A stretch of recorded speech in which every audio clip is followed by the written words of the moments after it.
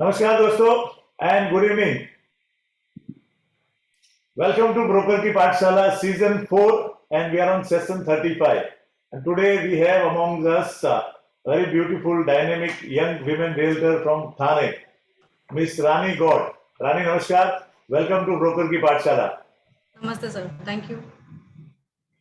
दोस्तों ये जो सीजन है हमने एक्सक्लूसिवली विमेन रियल्टर के लिए रखा है और आपने देखा कि पिछले 4 जो सेशन गए हमारे सीजन 4 के, उसमें हमने अलग अलग सिटी से very very successful women realtors की स्टोरी सुनी, उनकी जर्नी सुनी। और मजे की बात यह है कि वो अलग सिटी से थे, उनका बैकग्राउंड अलग था, उनका एजुकेशन अलग था and there was some outstanding very encouraging insight from their journey, and I'm sure today you are going to also learn some new things about our today's speaker's journey. As every time we do before starting the conversation, we do a little prayer for the God. So I want all of you to please join me with the prayer. Gurur Brahma, Gurur Vishnu, Gurur Devo Maheshwara, Gurur Sakshat Para Brahma, Tasmai Sri Guruve Namah. Sarvepi Sukhina Santu, Sarve Santu Niramaya, Sarve Bhadrani Pashyantu, Ma Kashit Dukhama Pyuma. ओम सहना भवतु सहनौ भुनक्तु सह वीर्यं करवावहै तेजस्वी नावदितमस्तु मा विद्विषावहै। ओम शांति शांति शांति। Thank you, friends. Once again, welcome back to Broker Ki Pathshala. And I must compliment and thank my dear friend Vishal Wadhwani, because of whom we are having this wonderful speaker today, Rani God. Rani, आपका बहुत बहुत धन्यवाद कि आज broker की पाठशाला में आपने हमारे आने का न्योता कबूल किया और आज आप हमारे साथ में हैं। Thank you sir, thank you Vinod sir. Hi everyone, this is Rani God. I am a proprietor of Vidhi Realty. Basically, I am doing business in Thane area. And thank you Vinod sir for giving me this opportunity where I can speak about myself, about my experience in real estate. Thank you Rani. दोस्तों, हमारे इर्द गिर्द बहुत सारी women realtors real estate में कार्यरत है।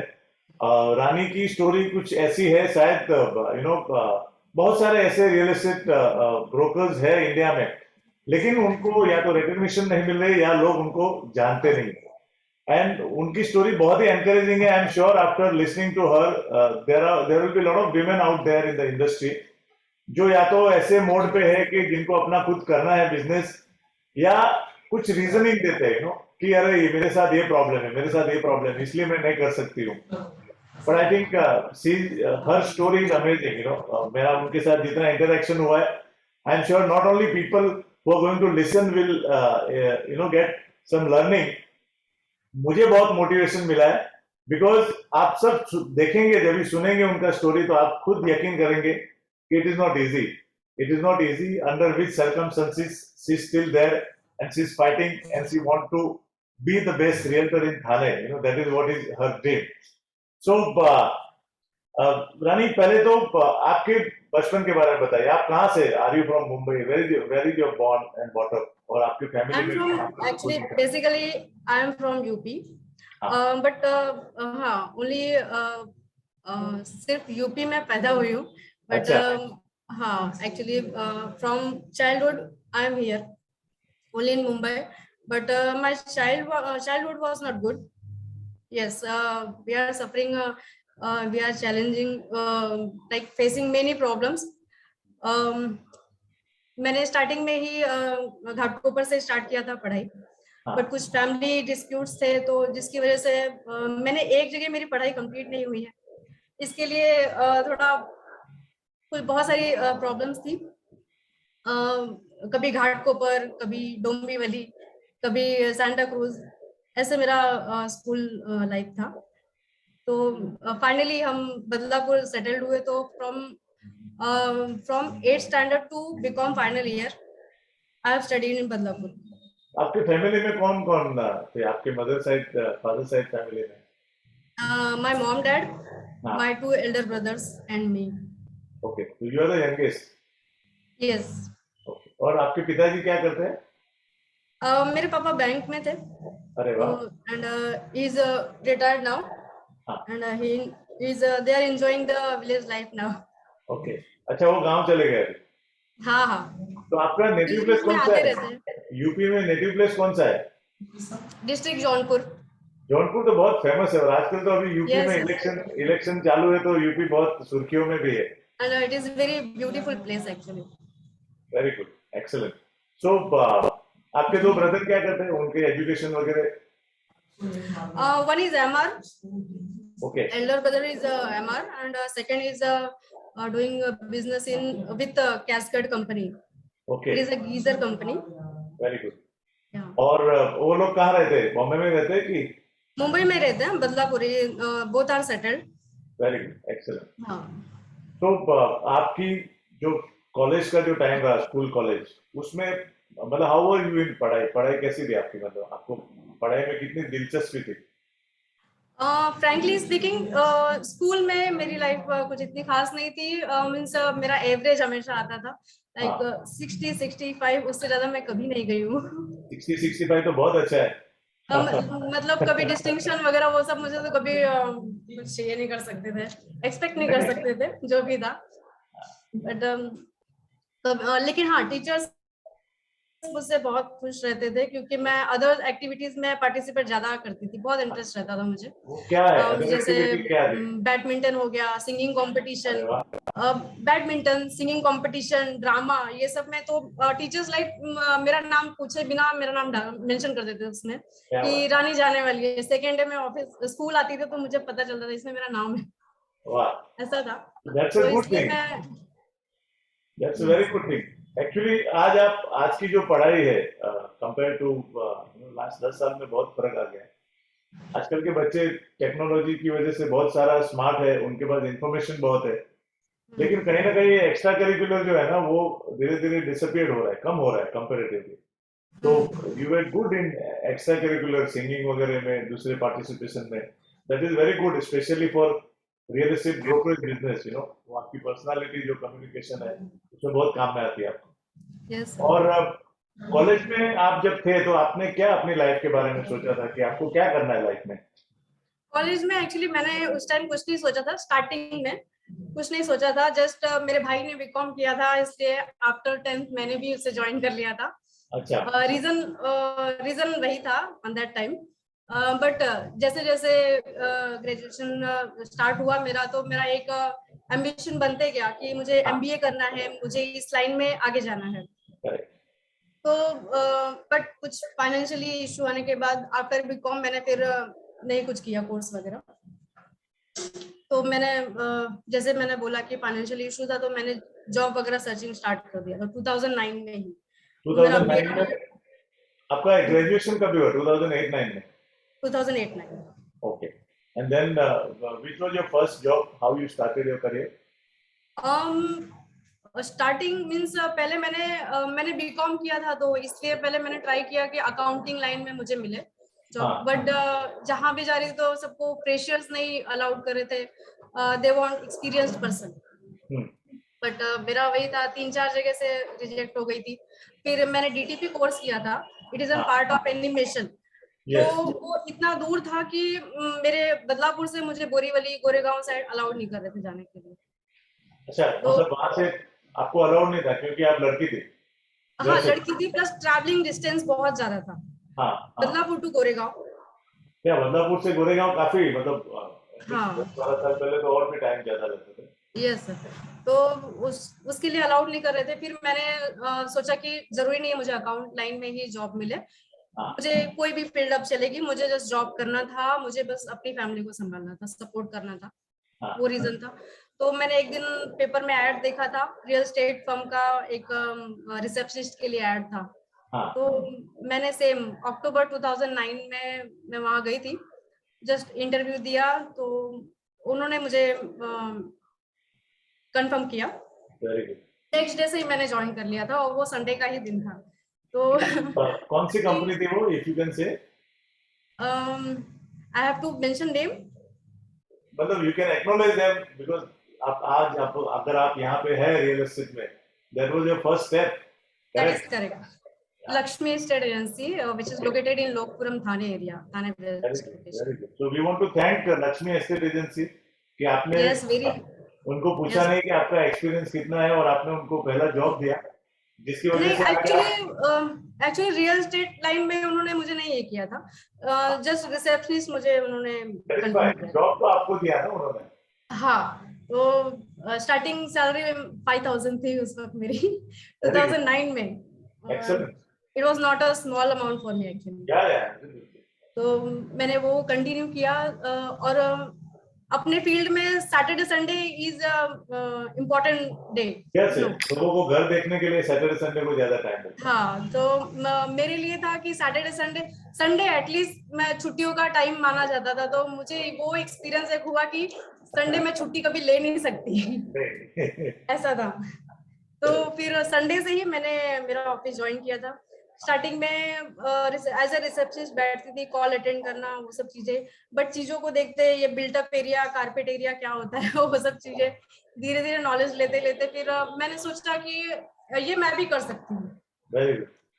तो और वो जो मेरे सर है वहाँ के, हाँ, लक्ष्मी स्टेट एजेंसी के, मिस्टर BN गुप्ता, हाँ, ही वॉज वेरी सपोर्टिव। तो उन्होंने मुझे बोला था कि रानी तुम ये कर सकती हो, तुम ट्राई करो। तो मैंने फिर, मुझे कॉलिंग के लिए ये करने लगे, और मैं, आपको पता है विनोद सर, मैं कॉलिंग फॉलोअप के लिए बहुत फेमस थी, और अभी भी हूँ शायद, अरे वाह, कि मेरा फॉलोअप बहुत अच्छा था। Very nice.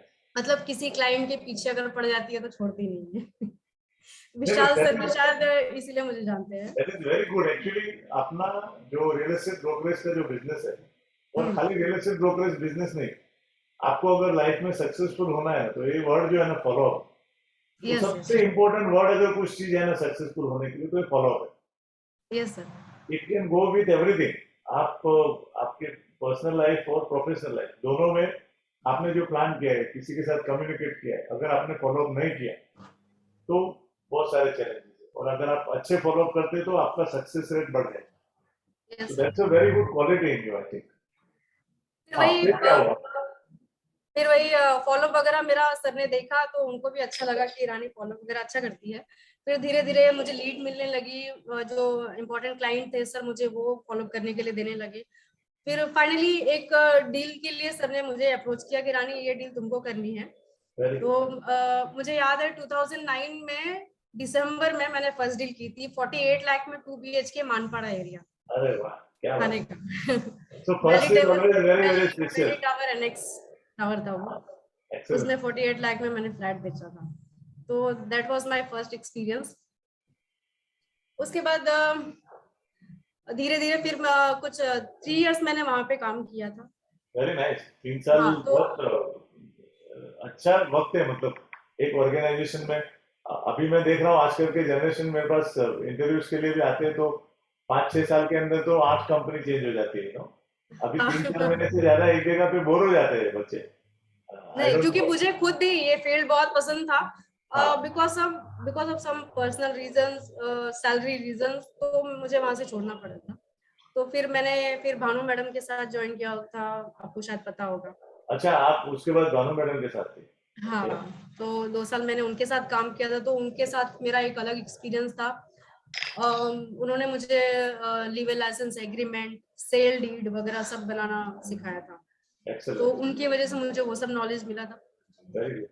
हाँ, तो फिर 2-3 साल मैंने उनके साथ काम किया। फिर I work with Hiranandani also. Hiranandani की कंपनी में काम किया आपने? नॉट इन हीरानंदानी कंपनी, हाँ, I work with Hiranandani means, जो रियल एस्टेट कंपनी थी वो हीरानंदानी स्टेट में थी, तो हाँ। मोस्टली मोस्टली हम हीरानंदानी के प्रोडक्ट ही सेल करते थे। तो वो जो ब्रोकर कंपनी थी वो हिरनंदानी कॉम्प्लेक्स में थी, मतलब यस आप यस यस उमरान रोड की बात कर रहे हैं या हिरनंदानी एस्टेट की बात कर रहे हीरानंदानी स्टेट। हैं? हिरनंदानी एस्टेट में, यस ओके। सर। ठीक। तो मैं वहाँ पे 2 साल वहाँ पे थी, मोर देन 2 years। बट वहाँ का एक्सपीरियंस एक अलग था। वहाँ पे सारी अथॉरिटी मुझे सर ने दी थी कि आप क्लाइंट से बात करो, उनको पूरा हैंडल करो, ऑफिस में लाओ, मीटिंग तुम करो, सब कुछ चीजें। तो वो सब धीरे धीरे, उसके पहले वो एक्सपीरियंस नहीं था, बट उसके सर की वजह से मुझे वो एक्सपीरियंस मिला। प्लस अच्छा, वहाँ पे काफी अच्छा एक्सपीरियंस ये था कि हीरानंदानी इज अ ब्रांड जो हम हीरानंदानी में जो एक बार काम करता है वो फिर उसको बाहर देखने की जरूरत नहीं पड़ती है। ऐसा है, तो वो एक अच्छा एक्सपीरियंस था। तो बल्कि बाहर के ब्रोकर्स मुझे पूछते भी थे, डिटेल्स लेते थे, तो बट मैं उनको यही बोलती थी कि मुझे हीरानंदानी के अलावा प्रॉपर्टी पता नहीं है। ऐसा ऐसा था। वेरी तो गुड, वेरी गुड। हाँ, फिर उसके बाद आई वाज प्रेग्नेंट एक्चुअली। हाँ। मैं आपकी शादी कभी हुई? सॉरी, आपकी शादी कभी हुई थी? इन ये आपको काम के नवंबर चक्कर में? हाँ, नवंबर 2012। 2012 में, और तभी आप रियल एस्टेट में जॉब करते थे? हाँ, ऑलरेडी करेक्ट। मुझे 4 years हो चुके थे, हाँ, 9, 12, फिर 11, आप भानु 12। Madam yes. के साथ थी तभी? हाँ, करेक्ट। और ये आपकी अरेंज मैरिज मैरिज है या लव मैरिज है? To arrange time arrange marriage. Arrange arrange marriage. Marriage. ठीक है, तो घर आई वाले? Don't believe in love marriage actually sir, अच्छा। बिल्कुल नहीं। नहीं, ठीक है। वो उस टाइम बोलते हैं ना, वारदात, सनसनी वगैरह वो सब देखते थे। हाँ। तो उसमें वो सब देख के मुझे डर लगता था। मुझे काफी मतलब बोलते हैं ना, ऑफर्स आए थे लव मैरिज के लिए, बट मैंने एक्सेप्ट नहीं किया था क्योंकि मुझे कहीं ना कहीं डर लगता था। तो वो मैंने कभी, I never accepted actually. Correct. So आपके पतिदेव क्या करते हैं? He is in share market. Share बाजार, ओके। यस, तो एक्चुअली he is an वो engineer, BTech engineer, but BTech? he is having more interest in share market. BTech है? उन्होंने, सॉरी, बीटेक किया है उन्होंने? Yes yes, BTech engineer. क्या बात है। हाँ, तो और वो कहाँ मैंने, से है, बम्बई से है कि यूपी से होगी? he is also from UP, but born and bought is here. Okay. और यहाँ बम्बई में कहाँ पे रहते हैं?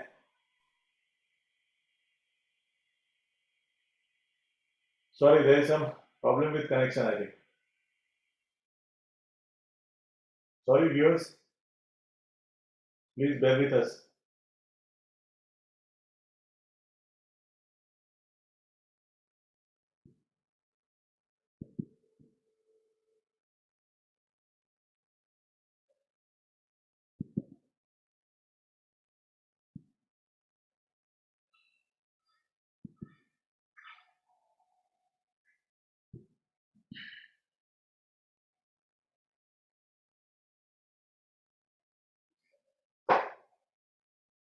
Sorry friends,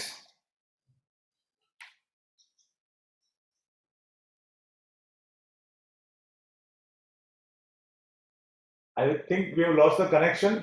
She should be back any moment. Please bear with us.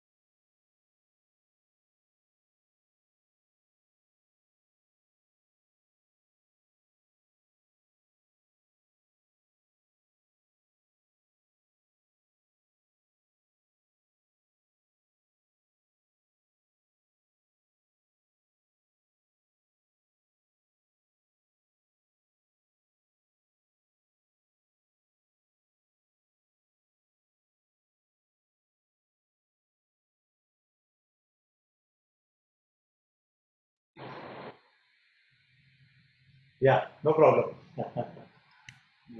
Yeah, you are mute. Unmute करिए आप. Sorry, sir, there is some network issue. होता है, ठीक है, कोई प्रॉब्लम नहीं, don't worry anything about that. So अब आपके हस्बैंड कहाँ पे रहते हैं? जब भी आपकी शादी हुई तो कहाँ पे आप बदलापुर से फिर कहाँ पे शिफ्ट हो गए? Bhayandar. Bhayandar. Yes, right now I'm staying in Bhayandar. आपको बी से मतलब लगाव है, बी से बदलापुर, बी से भयंदर. हाँ, Yes, sir. Very good. So then आपकी शादी होने के बाद आपके हस्बैंड से आपकी इंटरेक्शन हुई कि आपको वापस थाना, मतलब भाईंदर से थाना तो उल्टा है ना पूरा, मतलब कंप्लीटली डिफरेंट. हाँ, एक्चुअली मैंने उस टाइम भानु मैडम से भी बोला था कि मैं मैम ज्वाइन नहीं कर पाऊंगी, काफी दूर है भाईंदर. तो हाँ, उन्होंने बोला कि रानी ट्राई करो, कुछ भी इम्पॉसिबल नहीं है. तो करेक्ट. फिर मैंने फिर थोड़ी इंक्वायरी की, तो मैंने भी कंटिन्यू किया. एक्चुअली मैंने बोला कि वेस्टर्न साइड में दूसरी जॉब, दूसरा वो सब चीज स्टार्ट करने से बेटर है कि मैं जहाँ पे हूँ वही कंटिन्यू करूँ. Very good. तो मैंने, हाँ, थोड़ा स्टार्टिंग में प्रॉब्लम हुआ कि मैंने कभी बस से ट्रैवल नहीं किया था, बट मुझे भाईंदर टू थाने आज भी मैं बस से ही ट्रैवल करती हूँ. हम तो आशा करते हैं कि मैंने बहुत जल्द, कंटिन्यू कर लिया. आशा करते हैं कि बहुत जल्द आप अपनी गाड़ी में ट्रैवल करें. Thank you so much sir, but actually husband not allowing me by Activa. Activa नहीं, मैं गाड़ी की बात करता हूँ. वो एक्टिवा भी तो कुछ, सही है, बिकॉज एक्टिवा हाँ. Is very very risky, right from Bhayandar से पूरा हाईवे. यस यस तो it yes is sir. Not advisable, but आप कार में हैं तो ज्यादा सुरक्षित रहेंगे. एनीवे, तो फिर उसके बाद क्या हुआ? देन आपकी जॉब कंटिन्यू रही? हाँ, जॉब कंटिन्यू थी मेरी. उसके बाद मेरे जैसे मैं बोलूंगी कि कभी मेरे मॉम डैड हैं, जैसे मुझे हाँ, हमेशा उन्होंने सपोर्ट किया. कभी उन्होंने किसी भी चीज के लिए मुझे रोका नहीं. Very good. तुमको जॉब करना है, तुम जॉब कर सकती हो, या फिर जब तक भी शादी के लिए कभी फोर्स नहीं किया कि तुम्हारी ग्रेजुएशन कंप्लीट हो गई, पढ़ाई कंप्लीट हो गई तो तुम शादी कर लो. ऐसा कुछ नहीं था, मुझे फ्रीडम दिया उन्होंने. तो शादी के 3-4 साल तक मैं पहले जॉब ही कर रही थी, फिर कंटिन्यू किया. तो इवन माय हस्बैंड भी जब वो मुझसे मिले थे तो वो भी यही बोले, अगर तुमको जॉब करना है तो मैं नहीं रोकूंगा तुमको. वेरी तो गुड. हाँ, तो उसके लिए एक्चुअली मैंने उसके लिए उनसे उनको हाँ बोल दिया था शादी के लिए, क्योंकि मुझे गुड भी कहीं ना एंड कहीं फ्रीडम ही चाहिए था. कि फ्रीडम मीन्स वैसा कि एक बोलते हैं लेडीज लोगों के लिए जो पाबंदियां रहती हैं, वो मेरी लाइफ में कभी आई नहीं. ना ही एक्सेलेंट. मेरे पेरेंट्स के साइड से, ना ही मेरे इन लॉज के साइड से. आई थिंक ये इवन तो हर एक इंसान की सोच में है, यू नो. और स्पेशली अगर आप सोचते हैं कि कोई प्रॉब्लम नहीं तो there is no problem, you know. There is no problem sir हाँ, एक्चुअली. तो वो सोच हमारे अंदर पहले होनी चाहिए. हम्म. क्योंकि मैं देखता हूँ कि इंसान खुद, लड़के खुद ही सोचते हैं, नहीं नहीं मैं ये नहीं कर सकती, या मैं, मुझे यहाँ नहीं जाना है, यू नो. हाँ, वो कहीं ना कहीं बचपन मैं से भी कहीं ना सोचती थी कि कहीं. मुझे करना है, इसलिए शायद मुझे वैसा सपोर्ट भी मिला. तो मेरे लॉ से हम लोग यूपी से बिलोंग करते हैं, तो कहीं ना कहीं थोड़ा बहुत रेस्ट्रिक्शन रहता है. But correct. मेरा ये मानना है कि अगर वो मेरी सारी चीजें मेरे हिसाब से कर रहे हैं, तो मैं भी थोड़ा उनके हिसाब से चलूं तो इट विल बी बेटर ना. एब्सोल्युटली. यस. तो बैलेंस. हाँ, उसके बाद मेरे बच्चे हैं, 2 बेटियां हैं मेरी. अरे वाह, हाँ. कांग्रेचुलेशन. आप तो खुश नसीब है, दो बेटियां होना मतलब एक, मेरी भी दो बेटियां है तो मुझे मालूम है. तो बहुत बहुत कांग्रेचुलेशन आपको. बेटियां थैंक यू तो सर. हमेशा यू नो लक लेके आती है. बिल्कुल बिल्कुल सर. मैंने तो फील भी, मैंने उस चीज को फील भी किया है सर एक्चुअली.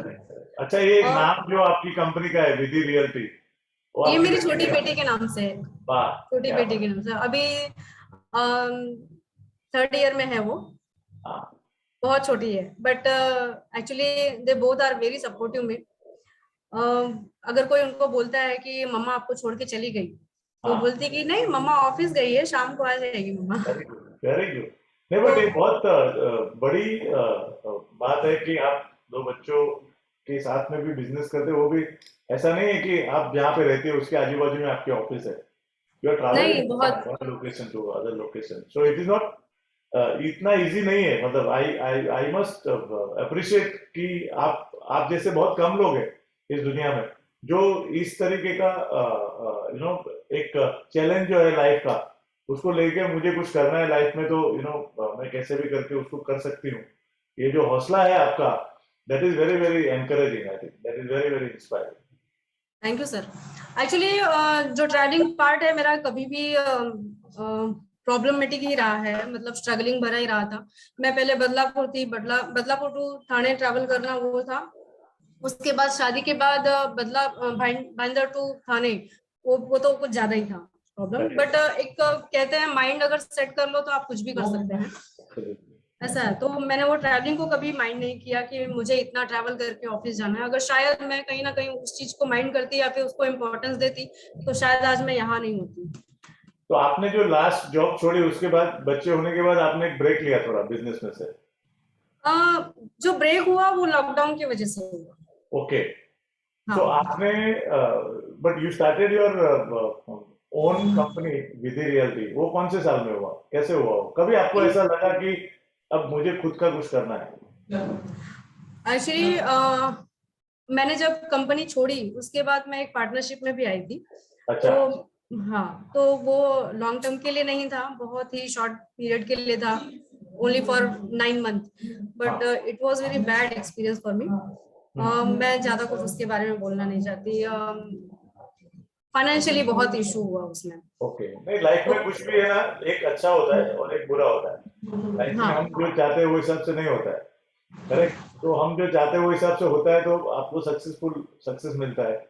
लेकिन नहीं होता है तो वो सीख जो मिलती है ना लाइफ में, वो सीख आपको आगे लाइफ में बहुत काम में आती है। So there is you nothing are like. Correct sir. Actually सीख तो मुझे बहुत मिली उसकी वजह से। हाँ हाँ। वो जो पार्टनरशिप मेरी टूटी उसकी वजह से काफी प्रॉब्लम हुई, बट उस प्रॉब्लम में मुझे कहीं ना कहीं फील होता था कि ये जो आज मैं इस चीज को झेल रही हूँ वो अच्छे मेरे के कुछ लिए। अच्छे के लिए ही शायद हो रहा है। करेक्ट। और आप बिलीव करेंगे, मैंने बस स्टॉप पे बैठ के क्लाइंट के लिए प्रॉपर्टी लाइन अप की थी। करेक्ट। Very after good. ये जो मेरी पार्टनरशिप ब्रेक हुई थी उसके हाँ बाद, तो वो मेरा ऑफिस छूट गया था हाँ। Because of some reason, financially issue की वजह से। तो मैंने बस स्टॉप पे बैठ के क्लाइंट के लिए लाइनअप की थी, प्रॉपर्टी चल चल के जा रही थी दिखाने के लिए। उस टाइम कुछ ये सपोर्ट नहीं था किसी भी चीज का। हाँ। बट उसके बाद ही मैंने मेरा ऑफिस स्टार्ट किया है। Very good. मैंने तो सोच लिया था मुझे मेरा ऑफिस स्टार्ट करना है एनी हाउ। तो फिर वो मैंने किया, बट बीच में वही फिर लॉकडाउन स्टार्ट हुआ तो उसकी वजह से फिर घर पे बैठना पड़ा। कि उसमें जो फर्स्ट वाला लॉकडाउन था उसमें तो फिर कुछ भी नहीं करना पड़ा, वो तो आप सबको पता है कि वो you lockdown started in which year? 2019 में स्टार्ट किया आपने? 2020 एक्चुअली। 2019 2020। में मेरी बेटी हुई थी तो एकदम से नहीं स्टार्ट कर सकती, तो स्टार्टिंग ऑफ 2020 से मैंने स्टार्ट किया था, बट मार्च से ही लॉकडाउन स्टार्ट हो गया। ओके, तो आपने स्टार्ट किया और वो तो रेंट पे ऑफिस होगा आपका, हाँ, रेंट पे ही है ना सर। और तुरंत फिर ये चैलेंजेस आए समझो तो आपके जो लैंड ओनर थे जिनका शॉप था, उन्होंने शी इज वेरी सपोर्टिव। कैसे? She is very supportive. उसने रेंट वगैरह में नेगोशिएट किया था, डिस्काउंट कर दिया था। She is also lady, I think so. इसके लिए शायद उन्होंने किया था, फिर जो भी रीजन था, but she is very good, nice person. तो अभी थाने में आपका ऑफिस कहाँ पे है? मेरा कावेसर में है, घोड़बंदर रोड पे, काफे। और कौन से दीदी बिल्डिंग रियल्टी में? के नाम जस्ट फॉर द से। Benefit of our viewers. Besides Coral Height. Coral Height के बाजू में है आपका? हाँ। Very nice, that's a very good building. Coral Heights is very prominent yes, just building. Opposite to D Mart. Correct correct. तो location अच्छी है आपकी। हाँ सर। तो फिर देन जो फर्स्ट लॉकडाउन आया तभी आपके जहन में क्या ख्याल आया, मतलब कि मैंने खुद का बिजनेस चालू किया है तो? What was actually the reaction? उस टाइम तो कुछ चाह के भी कुछ नहीं कर सकते थे सर। हाँ। तो नहीं जस्ट फिर भी ऐसा होता है ना कि इससे अच्छा तो जॉब था यार मेरा, व्हाई डिड आई डू? हाँ, कहीं ना कहीं माइंड में आया था, बट सर कोई लॉकडाउन में कोई भी सैलरी भी नहीं देता, वो तो गारंटेड है। तो वो सब चीजें हुई थी, तो मैं एज अ वाइफ फिर मैंने सरवाइव किया था वो फर्स्ट वाला लॉकडाउन। घर में ही थे सब लोग। उसके बाद जब लॉकडाउन, पहला लॉकडाउन जब ओपन हुआ, फिर से मार्केट उठा, फिर वो सब तो काम वापस स्टार्ट हुआ। करेक्ट। बिल्डर्स के कुछ प्रॉपर्टीज मैंने बेचे थे उस टाइम पे, और फ्लैट वगैरह रेंट आउट किए। थोड़ा टाइम बीता, फिर सेकेंड लॉकडाउन। तो वैसे सब गया। सेकेंड लॉकडाउन में actually property, one one second ना सर। हाँ, नो प्रॉब्लम।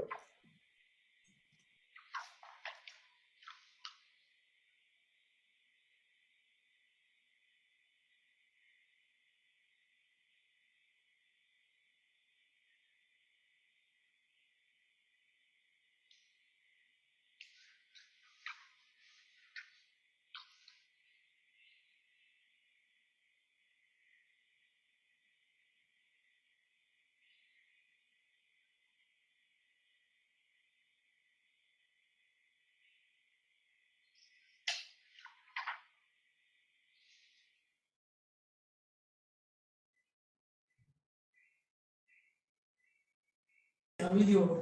हाँ ठीक है। हाँ, हाँ, सेकेंड लॉकडाउन की बात कर रहे थे। सेकेंड लॉकडाउन में सर ऐसा एक्सपीरियंस था मेरा कि उस टाइम पहले लॉकडाउन से काफी कुछ सीख लिया था। तो हाँ। सेकेंड लॉकडाउन के टाइम पे बस वगैरह सब बंद थी, कुछ कुछ बसें आती थी। तो उसमें कैसे था, जो क्लाइंट इंटरेस्टेड रहते थे कम्युनिकेट हो जाता था। तो जो इंटरेस्टेड रहते थे उनके लिए पर्सनली मैं प्राइवेट ऑटो करके भाईंदर से आती थी। क्या? तो हाँ, सारी सोसाइटीज में अलाउड तो नहीं करते थे, बट जहाँ करते थे वहां विजिट भी करा दिया करते थे, वैसे जा रहा था। तो उसमें रेंटल डील भी हुई थी, एक आउटराइट की 1 BHK की भी डील हुई थी। एक मैंने नायगांव में बुकिंग भी करवाया था उस लॉकडाउन में, अच्छा, वेरी गुड। सेकेंड लॉकडाउन में। हाँ। सो आपको ये जो 2 लॉकडाउन गए, अभी थर्ड वेव तो ऑलमोस्ट बॉम्बे में अभी कंप्लीट होने को आया है, बट 2 लॉकडाउन से आपको पर्सनल लाइफ के अंदर और एक प्रोफेशनल क्या लर्निंग आई, मतलब आपकी लर्निंग क्या थी लाइफ की, क्या सीखने को मिला? ये थर्ड लॉकडाउन की बात कर रहे हैं दोनों, आप? फर्स्ट एंड सेकंड लॉकडाउन में से। ओके। एक्चुअली पब्लिक बहुत अभी बोलते हैं ना सर, प्रैक्टिकल हो गई है। उनको पता है कि फर्स्ट लॉकडाउन में क्या था, 15 डेज आगे कर करके 1 साल गुजर गए। फिर सेकंड वाले में ज्यादा प्रैक्टिकल हो गई, थर्ड वाले में तो वैसे अपना भी था। मेन मार्केट पे थोड़ा ये थर्ड लॉकडाउन की वजह से इफेक्ट पड़ा। Rental dealing was very low, means 1-2 ही हो रहे थे बीच में, अभी तो लास्ट मंथ वगैरह में। करेक्ट।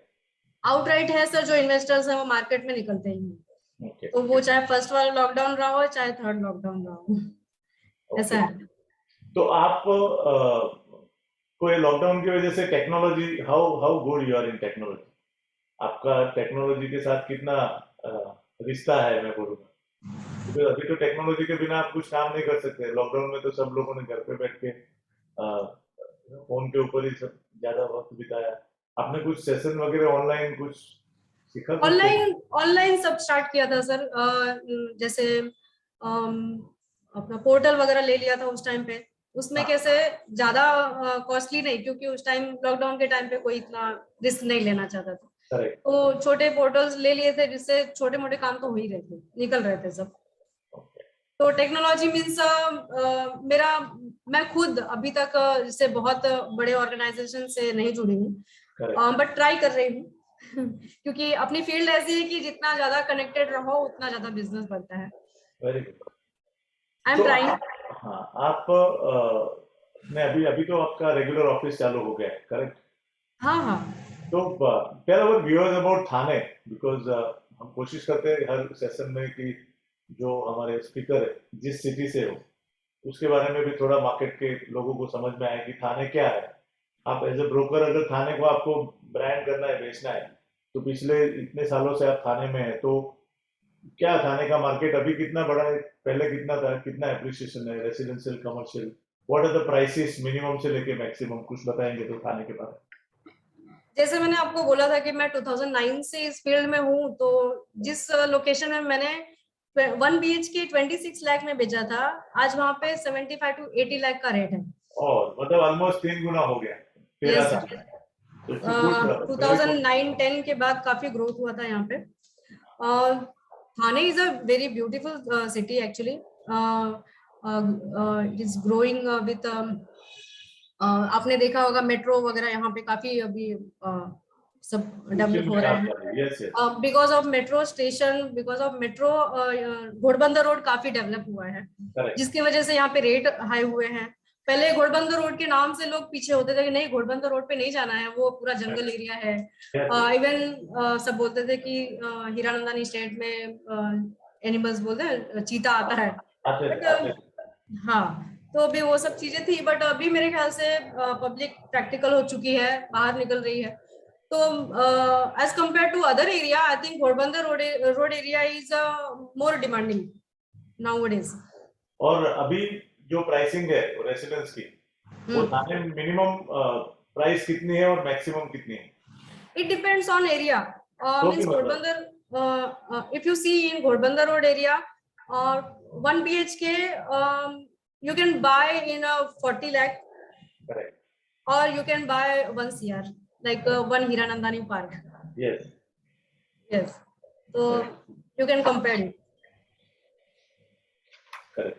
और आप अभी आपके ऑर्गेनाइजेशन में कितने लोग हैं? आप आपके ऑफिस में कितने लोग हैं सपोर्ट के लिए आपके पास? After this second lockdown, actually there is only 2 person हाँ, with me, working with me only.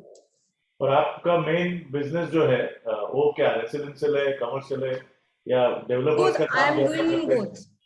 बहुत करते हैं आप, और Yes, sir. डेवलपर का भी काम करते हैं और रीसेल का भी काम होता है आपका, Yes, yes. कि ज्यादा रीसेल का है? रीसेल ज्यादा है तो क्योंकि रीसेल ट्रांजेक्शन में क्या चैलेंजेस आपको आती है, मतलब विच आर द आपने अभी इतने साल से काम किया है तो हमारे जो व्यूअर्स है, दूसरे ब्रोकर्स है जो रीसेल का, कुछ कुछ लोग आजकल स्पेसिफिक काम करते हैं, कोई लॉजिस्टिक का करता है, कोई खाली कमर्शियल करता है, कोई खाली हम्म, 4 ही डेवलपर का नए प्रोजेक्ट में काम करता है, ऐसे भी ब्रोकर को देखा है मैंने। है सर। तो इसको अगर रीसेल करना है, बिकॉज रीसेल मेरे हिसाब से जितना मुझे एक्सपीरियंस है, it's not very easy job, it's a very risky business. बहुत सारे yes challenges yes yes. Last moment पे निकल के आते हैं, कस्टमर पहले बेचने वाला कुछ बोलता नहीं, बाद में आप टोकन दे दो, बाद में आधे में जाने के बाद पता चलता है कि इसने तो ये बैंक से भी लोन लिया है, एडिशनल यहाँ से भी लोन लिया है, सोसाइटी ने एनओसी में उसका बैंक का नाम नहीं लिखा है, या सेल सर्टिफिकेट में, या फिर डॉक्यूमेंट निकालने के बाद पता चलता है अगले ने पहला स्टैम्प ड्यूटी नहीं भरा है। तो रीसेल में काम करना है तो एक अच्छा सक्सेसफुल ब्रोकर बनने के लिए कौन सी चीज के ऊपर खास ध्यान रखना चाहिए आपके एक्सपीरियंस के सबसे हिसाब इम्पोर्टेंट चीज ये है कि पहले एक बार देखना होगा कि क्लाइंट का लोन वो कंफर्मेशन चाहिए कि वो कितना हो सकता है। से? हाँ, सबसे इम्पोर्टेंट पार्ट वही है। टोकन के भी पहले वही इम्पोर्टेंट पार्ट है। अगर लोन नहीं हो सकता, मेरे साथ ये एक्सपीरियंस हुआ था। मतलब वो क्लाइंट खुद इतनी इंक्वायरी कर रही थी प्रॉपर्टी के लिए कि शायद प्रॉपर्टी क्लियर नहीं है, ओसी नहीं है, या फिर जो भी है। तो वो सब ओनर के साइड से पेपर रेडी थे, बट हाँ, उसने टोकन देने के पहले काफी इंक्वायरी की थी।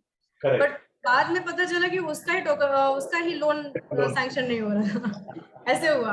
तो वो डील तो मेरी कैंसिल हो गई थी, क्योंकि मुझे एक बैंकर ने ही बताया। मैंने उसके फाइल को बहुत सारे जगह पे बैंकर्स को दिए थे, तो हाँ, उन्होंने, उसमें से एक बैंकर ने मुझे बताया कि मैडम इनका कुछ क्रेडिट रिकॉर्ड प्रॉपर नहीं है, तो इनको लोन जी, कहीं से नहीं मिलेगा।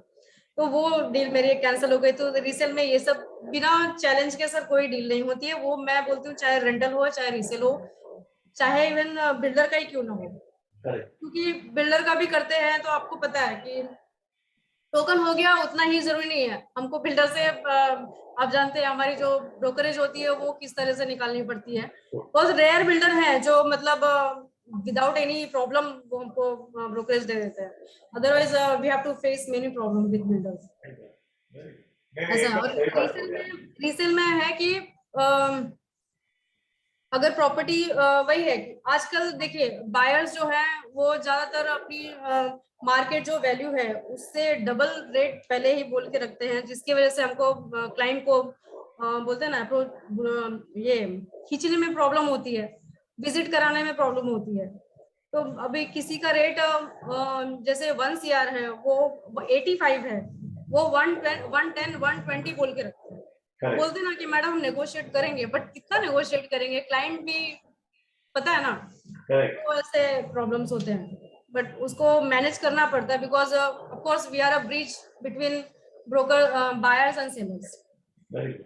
तो आजकल बहुत सारे ऑनलाइन पोर्टल आ गए हैं, बहुत सारी कंपनी आ गई है, हम्म। लोग ब्रोकरेज नहीं लेती, खुलेआम एडवर्टाइजमेंट करती है, और कस्टमर को भी डायरेक्ट एक्सेस है, रेरा में जा सकता है, बहुत सारे पोर्टल के अंदर जा सकता है। तो ब्रोकर नेटवर्क, ब्रोकर नेटवर्क। नहीं, ब्रोकर के पास कस्टमर क्यों आएगा, मतलब आज समझो किसी को फ्लैट लेना है थाने में, हम्म। तो आपके पास क्यों आएगा? आप वो क्या सर्विसेज देंगे कस्टमर को, क्या कस्टमर को बेनिफिट बेनिफिट होगा आपकी कंपनी से काम करने सर एक्चुअली हम लोग का ये काम होता है कि अगर कोई भी क्लाइंट हमारे थ्रू आता है तो स्टार्ट टू एंड बार्गेनिंग करने से लेके उनको लास्ट सोसाइटी से एनओसी, बैंक का पेपर क्लियर करवाने में वो सब पूरी रिस्पॉन्सिबिलिटी हमारी होती है।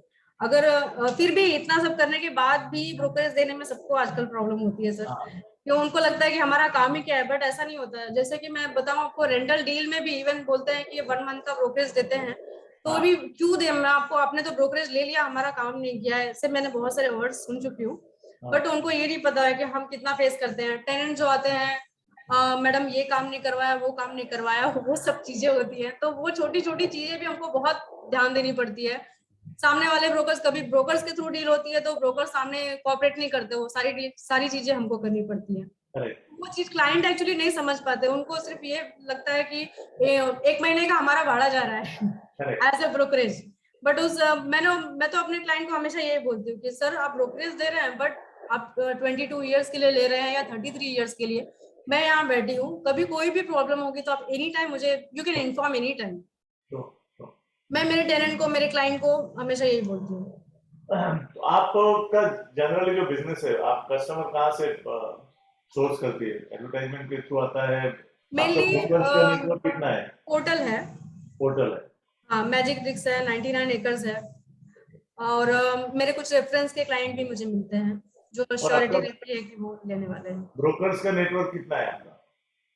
ब्रोकर्स का नेटवर्क मीन्स अभी सर मैंने आपको बोला ना, 5-6 ग्रुप है व्हाट्सएप पे, प्लस हाँ। ब्रोकर नेटवर्क है, तो उसमें सारे ब्रोकर्स कहीं ना कहीं कनेक्टेड है करेक्ट। सर। आपको एक क्योंकि अभी आप तो अभी जैसे 2-3 साल ही हुए आपको इंडस्ट्री में अपना खुद का बिजनेस स्टार्ट किया, तो हमारे वहाँ जितने भी इसके पहले जो स्पीकर आके गए, कहीं ना कहीं हमारा जो बिजनेस है ब्रोकरेज का, उसमें नेटवर्किंग बहुत इंपॉर्टेंट हो जाती है। Yes sir. बहुत सारे इवेंट्स होते हैं, अभी तो लॉकडाउन है पिछले 2 साल से, लेकिन ऑनलाइन भी बहुत सारे इवेंट हो रहे हैं। जैसे एमसीएचआई का आपके वहाँ एग्जीबिशन होता है, मेरिट को है, उनकी कॉन्फ्रेंसेस होते हैं, एनआर इंडिया जो कि नेशनल लेवल के ऊपर रियल एस्टेट एजेंट एसोसिएशन का एसोसिएशन है, तो वहाँ पे बहुत सारी ट्रेनिंग होती है।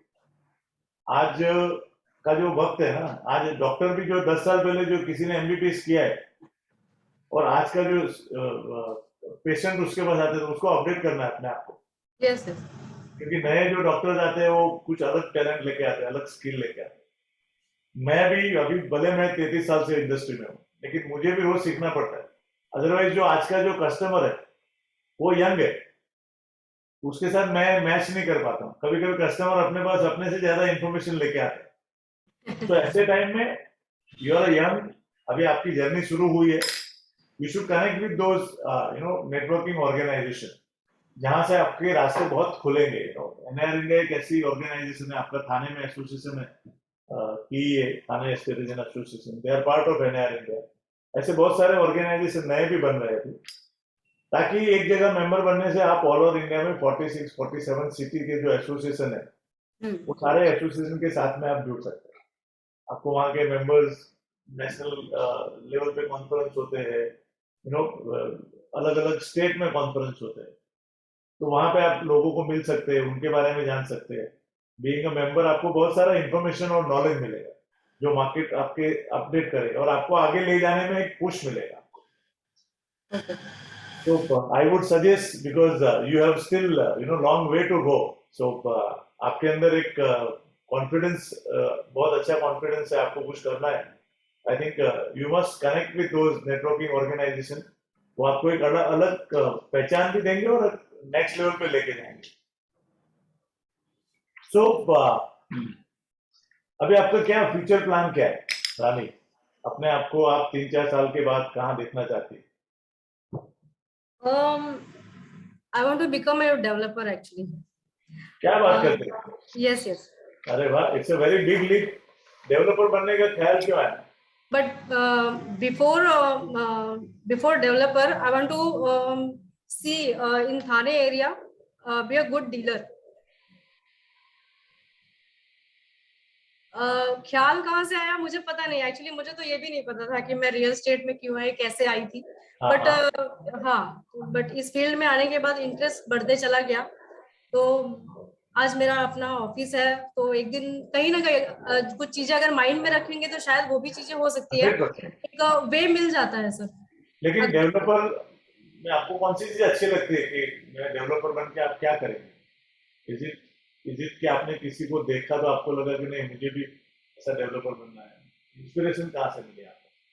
इंस्पिरेशन मीन्स ये बोल सकते हैं कि सर मैं एक्चुअली, मेरा पहले से ही एक आदत थी, पापा के साथ कभी ट्रैवल करने जाती थी तो ट्रेन वगैरह में तो मैं ज्यादातर बिल्डिंगें देखती थी। अरे वाह। छोटी थी तभी से, तो पापा बोलते थे तू हमेशा बिल्डिंग क्यों देखती है। अच्छा, तो उस टाइम मेरे पास कुछ आंसर नहीं था, बट मैं आज बोल सकती हूँ कि शायद मैं वो चीज करना चाहती हूँ शायद इसके लिए। तो आपको क्या लगता है डेवलपर बनने के लिए आपके पास क्या क्या होना चाहिए, मतलब? हाँ एक्चुअली मैंने बोला है सर, बट अभी मैं ज्यादा कुछ बोलना नहीं चाहती उसके बारे में। अच्छा, बट बस मैं इतना जानती हूँ कि अगर माइंड में कुछ चीजें रखते हैं तो उसका वे आपको जरूर मिलेगा। वेरी गुड, एक्सेलेंट यार। Rani, wish let's you all see. The best. आपकी जर्नी बहुत ही मजेदार है और चैलेंजिंग भी है, और बहुत सारे लोगों को इसमें से इंस्पिरेशन मिलेगी। What I really like about you is your confidence, और ये बोलते हैं ना, डट के रहना है, कुछ भी हो जाए, लेकिन ये चीज मुझे लाइफ में हासिल करनी है। यस तो सर। फ्रेंड्स, ये थी रानी गौड फ्रॉम थाने, जिन्होंने अपने छोटे से कार्यकाल में 13 साल में बहुत सारा रियल एस्टेट ब्रोकरेज बिजनेस में अलग अलग स्टेप से बिजनेस को दिखा रहा है और समझा है। और आगे हम चाहेंगे, हम भगवान से प्रार्थना करते हैं कि उनकी जर्नी बहुत ही अच्छी सक्सेसफुल हो, और एक दिन वो बिल्डर बने और हम उनके प्रोजेक्ट में जाके फ्लैट बेचे। और आप बिल्डर बनेंगे तो इतने अच्छे बनना कि सब ब्रोकर आपके प्रोजेक्ट क्योंकि में आएंगे ब्रोकरेज में पहले तो रिलीव पूरे करने वाली पहले हूँ। दे देंगे। वाह, क्या बात है। Very good. सो रानी, हमारा लास्ट जो सेगमेंट रहता है उसमें हम आपको पर्सनल, अभी तक जो हमने बात की वो आपकी बिजनेस के बारे में बात यस सर। की, एज ए एंटरप्रेन्योर आप कैसी है, क्या है Rani Gaur, but personal as a human being, what kind of person you are. ये वन लाइनर क्वेश्चन है, उसका आप जवाब देंगे तो ऑडियंस को पता चलेगा कि आप कैसी इंसान है, you know. So first question is success. हर एक इंसान को सक्सेस चाहिए, सफल होना है। आपके लिए सफलता के मायने क्या है? What does it mean success to you? Successful means meaning ये नहीं है कि सर आप कितने इनकम कमा रहे हैं मंथली, वेरी गुड। उस पे डिपेंड नहीं करता। आपने अचीव इतने साल में क्या किया है, कितने लोग आपको अच्छी चीजों के लिए जानते हैं, वाह, वो होता है achievement.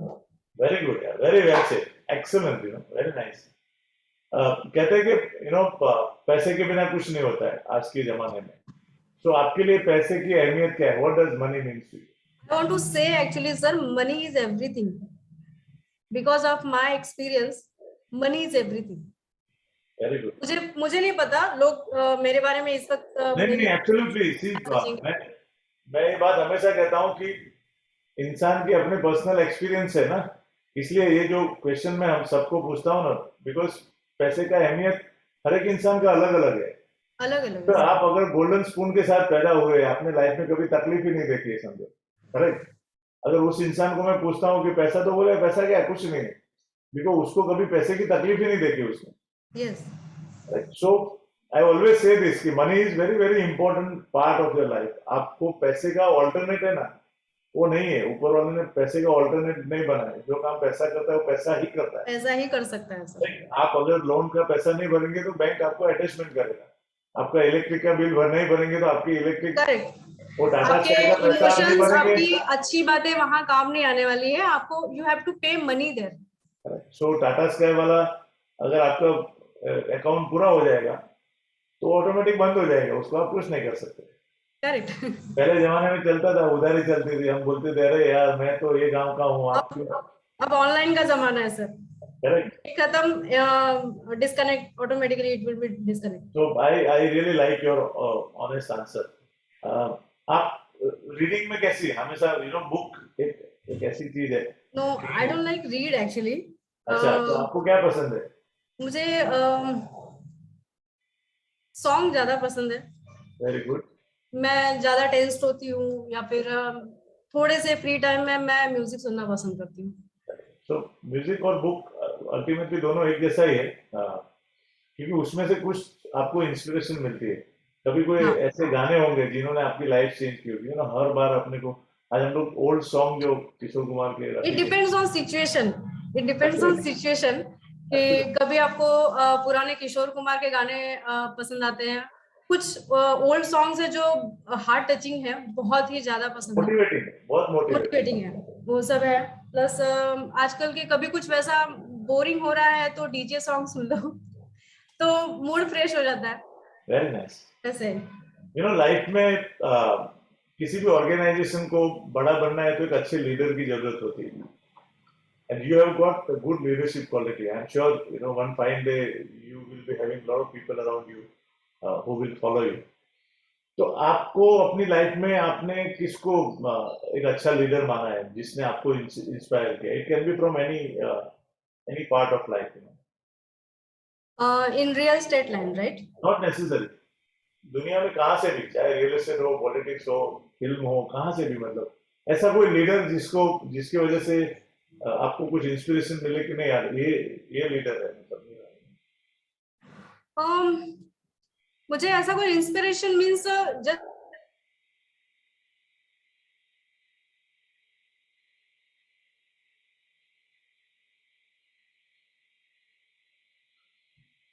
sorry friends, there is some Wi-Fi issue at our speaker's office. Please bear with us. Yeah, no problem. Go ahead, Rani, you're there. hear me, sir? Yeah, please go ahead. Okay. हाँ, inspiration means एक अपने mom dad को ही ले सकते हैं sir, कि उन्होंने, मेरी मॉम है जो हाउस वाइफ है, उन्होंने कभी, she is not educated, but उन्होंने टीवी में देख देख के काफी पढ़ाई की थी. जब हम छोटे थे तो उन्होंने काफी कुछ टीवी में देख देख के लिखना पढ़ना सीखा था.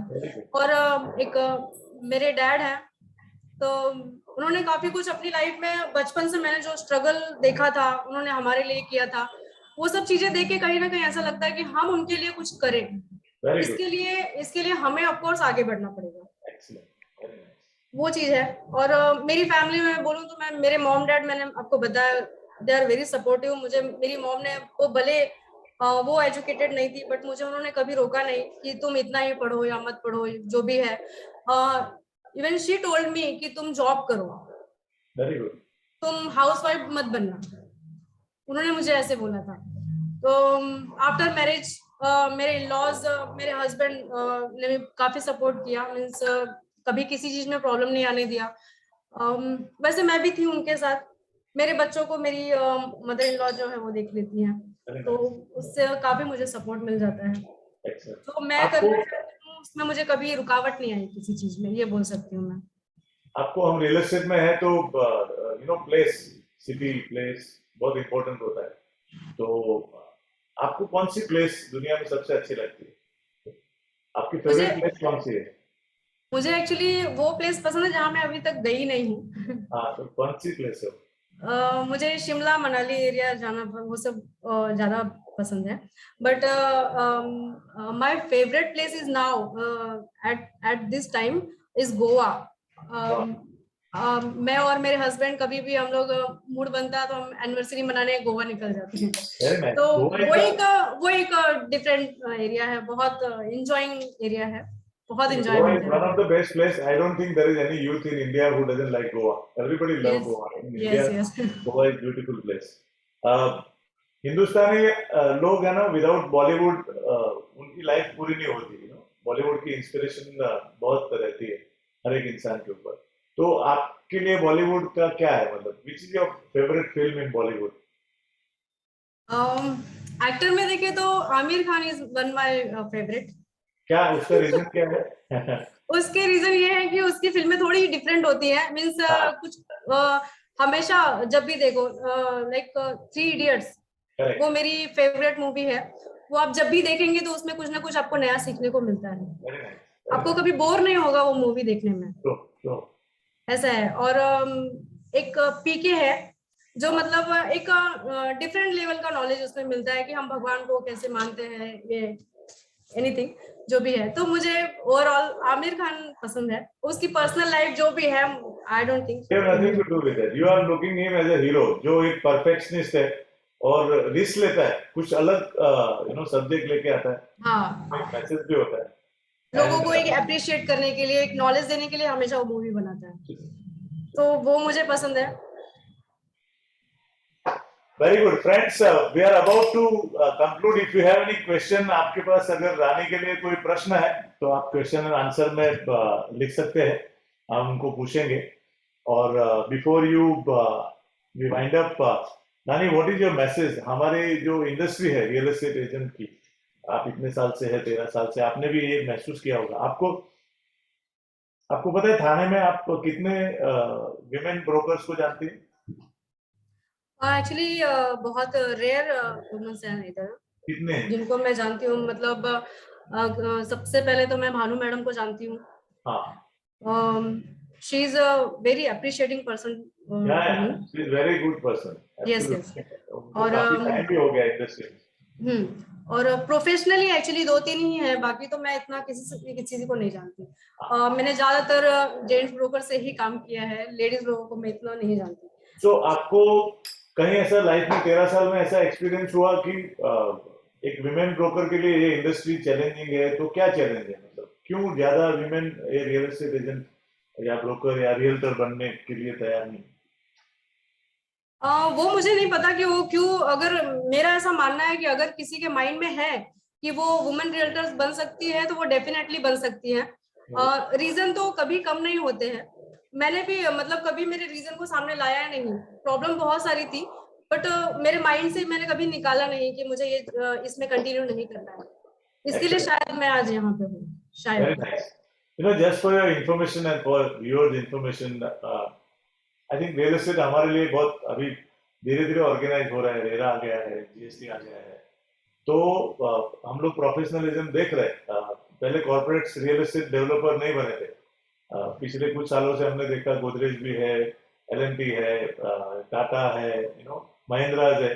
तो हमने जितने बचपन में जितनी ब्रांड्स है जो है इंडिया के, जितने भी गुड ब्रांड्स है, वो सारे लोग रियल एस्टेट डेवलपर आ गए अभी। तो वहां पे सिस्टम है, प्रोसेस है, और वहां हम देखते हैं सेल्स में ज्यादा करके महिलाएं है। आप इनकी कोई भी साइट के ऊपर चले जाइए, बिकॉज उनके पास एक अलग आर्ट है, उनका कम्युनिकेशन अच्छा है। Yes of course. करेक्ट। और वेस्टर्न वर्ल्ड में जो ब्रोकर्स है वहां पे, एनआर जो यूएस है, वहां पे तकरीबन 57% brokers are women broker. Really? 57%। And they are more successful than man in western world. आप चाहे यूएस में चले जाइए, यूके में चले जाइए, यूरोप में चले जाइए। हिंदुस्तान में तकरीबन 10 लाख ब्रोकर्स है अभी, उसमें से अभी भी कुछ 55,000 ब्रोकर ही रेरा में रजिस्टर हुए। उसमें से मुझे नहीं लगता है कि अभी as of now 1% brokers are women broker. और हमारा जो मकसद है ब्रोकर की पाठशाला का, ये पूरी सीजन विमेन को हमने इसलिए डेडिकेट की है ताकि आप जैसे लोग जो अभी कुछ सालों से है, कुछ लोग आके गए जो 10 साल, 15 साल, 20 साल से इंडस्ट्री में है। We had women who are engineers who have done chartered accountancy and they have been doing this business for last 20-25 years. So हमको ये अवेयरनेस क्रिएट करनी है। आप जैसे लोग दूसरे लोगों को इंस्पायर करेंगे कि this is very good industry. आप इंश्योरेंस देख लीजिए, फाइनेंस देख लीजिए, हाउसिंग लोन देख लीजिए, टेलीकम्युनिकेशन देख लीजिए, हर इंडस्ट्री में विमेन है। चाहे अभी पायलट भी बन गई, फौज में भी चली गई, साइंटिस्ट भी है, तो why not real estate agent? तो हमारी एक छोटी सी कोशिश है ब्रोकर की पाठशाला की कि हम कुछ हमारे इंडस्ट्री में अवेयरनेस क्रिएट करें। और जो मैन है, जो ब्रोकर्स है वहां पे, उनसे रिक्वेस्ट भी है कि ज्यादा से ज्यादा महिला ब्रोकर्स को आप सपोर्ट करें, उनको एनकरेज करें, and you see that how can you contribute, ताकि आपको एक अच्छी लाइफ मिले, एक अच्छे एंटरप्रेन्योर बन सकते हैं। बहुत सारी पॉजिटिव्स है रियल एस्टेट में विमेन ब्रोकर के लिए। So what is your message to those women जो जिनको ये करियर क्यों चुनना चाहिए? क्या फायदे है ये इंडस्ट्री में आने के? फायदा मीन्स रियल स्टेट, अगर रियल स्टेट में है, सबसे बेसिक नीड्स जो है मनी, तो वो तो ऑफ कोर्स फुलफिल होती है यहाँ पे। कभी किसी मंथ में आप अगर 50,000 का काम कर रहे हैं तो किसी महीने में आप 50 लाख का भी काम कर सकते हैं, ऐसा भी है। तो बेसिक नीड्स जो है अगर उसके लिए आ सकते हैं तो उसके लिए भी अच्छी एक फील्ड है अपना रियल स्टेट। और एक अगर माइंड में है आपके कि जैसे आपको रियल स्टेट में आना चाहिए, ये कोई किसी को अच्छा लगता है, बट रीजन है कि मेरी फैमिली में ऐसे है, मतलब मुझे नहीं मैं नहीं कर पा रही हूँ। आई थिंक अगर आप करना चाहते हो तो आपके लिए एक वे जरूर मिल जाएगा, कहीं ना कहीं से जरूर मिल जाएगा, मैं यही बोलूंगी। Very good. So I think this Rani is a great example for everyone. You can just imagine a mother of two children not having fear to travel from Bhayandar to Thane. She is very very confident, and I'm sure हम लोग कुछ सालों के बाद रानी को एक अलग platform पे देखेंगे.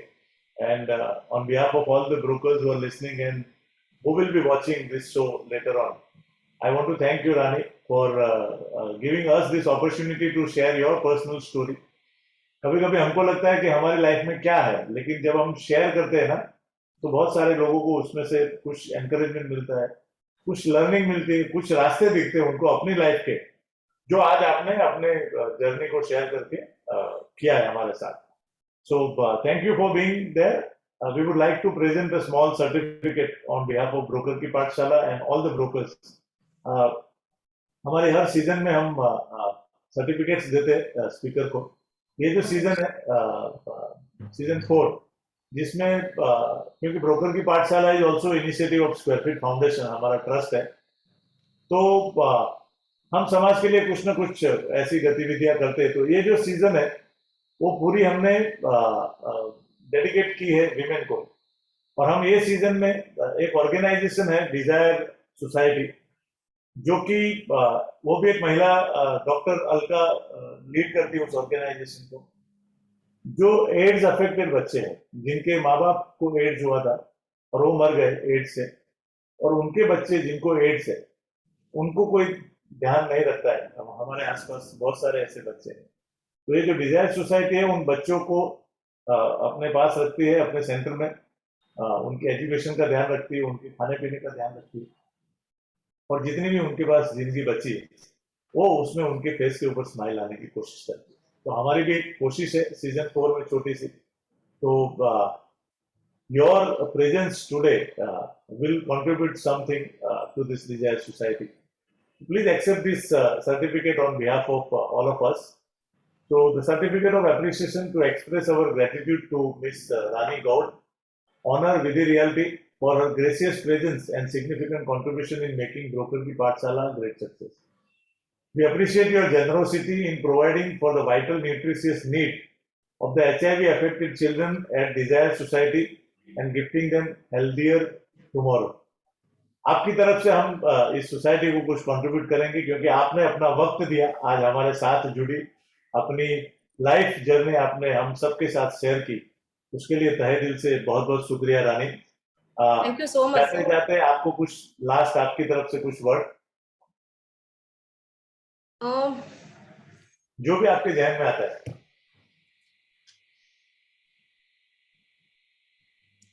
बस यही बोलना है कि एक लेडीज लोगों के लिए मैं बोलना चाहूंगी कि खुद को कभी पीछे मत रखना, कभी वीक मत समझना.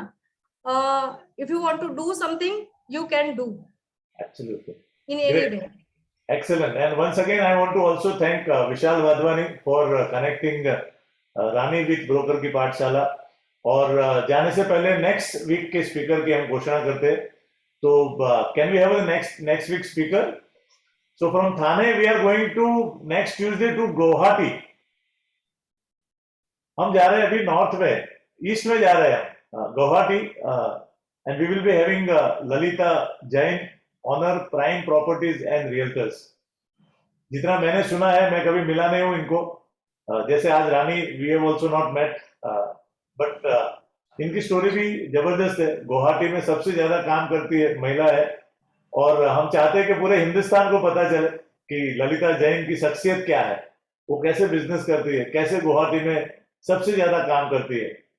तो friends, please be there on next Tuesday with one more dynamic women realtor from Guwahati, who is going to share her journey and encourage and inspire all of us to do business in real estate. So once again, thank you very much, Rani, for being here. We all wish you all the best.